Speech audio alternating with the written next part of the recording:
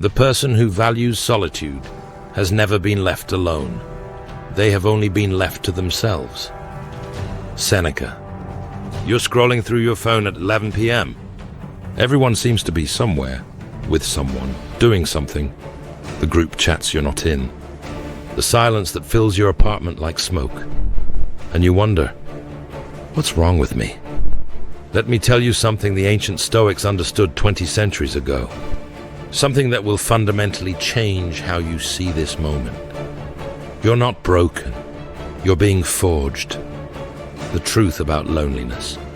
Marcus Aurelius, the most powerful man in the Roman Empire, wrote, "Nowhere can man find a quieter or more untroubled retreat than in his own soul." Here was a man surrounded by thousands.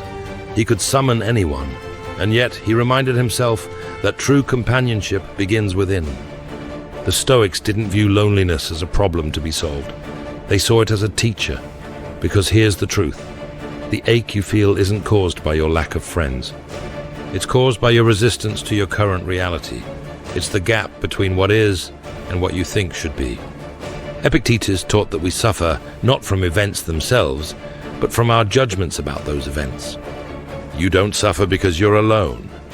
You suffer because you've decided that being alone means something terrible about you. The hidden opportunity. This period of isolation is offering you something most people never receive, a chance to meet yourself without the distortion of constant external validation. When was the last time you truly knew what you thought, what you valued, what you wanted, without the influence of others? The Stoics called this developing your inner citadel, a fortress of character so strong that external circumstances cannot shake it.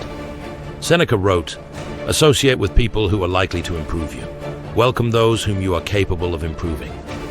He's not telling you to chase friendship. He's telling you to become someone worth knowing.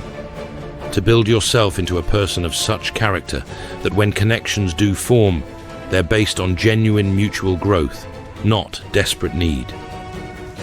The practice. Here's your first Stoic practice. Sit with the discomfort.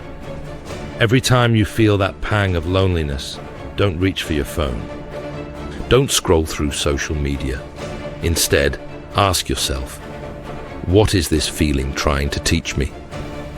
Marcus Aurelius wrote, "You have power over your mind, not outside events." Realize this and you will find strength. The strength isn't the absence of loneliness.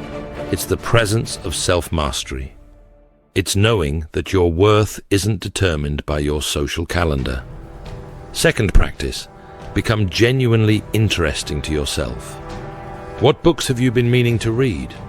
What skills have you wanted to develop? What questions about life keep you up at night? Use this time, devour knowledge, train your body, create something, not to show others, but to know yourself.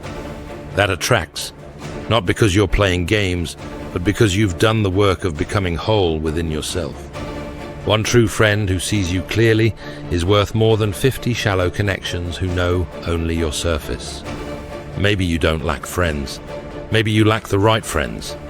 Maybe your soul is rejecting superficial connections because it's hungry for something real. Marcus Aurelius wrote, "Waste no more time arguing what a good man should be. Be one. Stop arguing with reality about what your social life should look like. Start being the kind of person whose presence adds value to any room they enter. Stay present. Your mind wants to catastrophize. It wants to project this current loneliness into an eternal future where you die alone, forgotten, unloved. Stop. Breathe. Come back to now. In this moment, right now. Are you okay? Not tomorrow, not last year, right now. The answer is almost always yes. Epictetus taught, "Demand not that events should happen as you wish, but wish them to happen as they do happen, and you will go on well." Your life is happening exactly as it's supposed to right now. Reality is your only starting point. The transformation. Loneliness is not a life sentence. It's a classroom. Every great Stoic went through periods of isolation, exile, imprisonment, rejection, and they used those times to build unshakable character. You're not waiting for life to start when you have friends. Your life is happening now.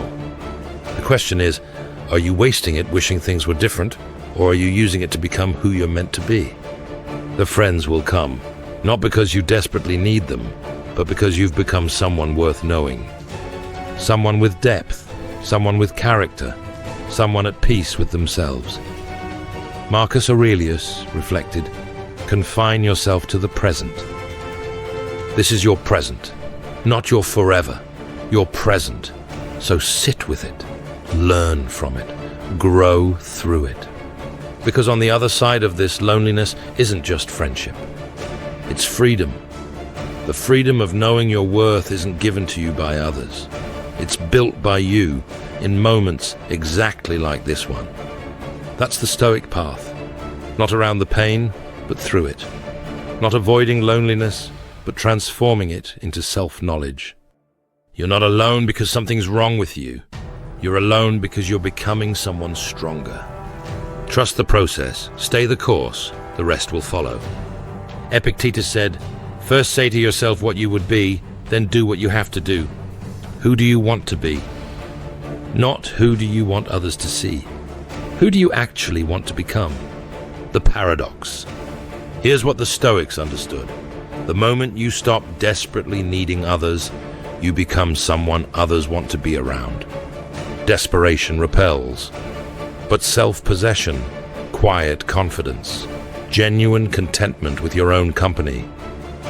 This is the Stoic Addiction Warrior.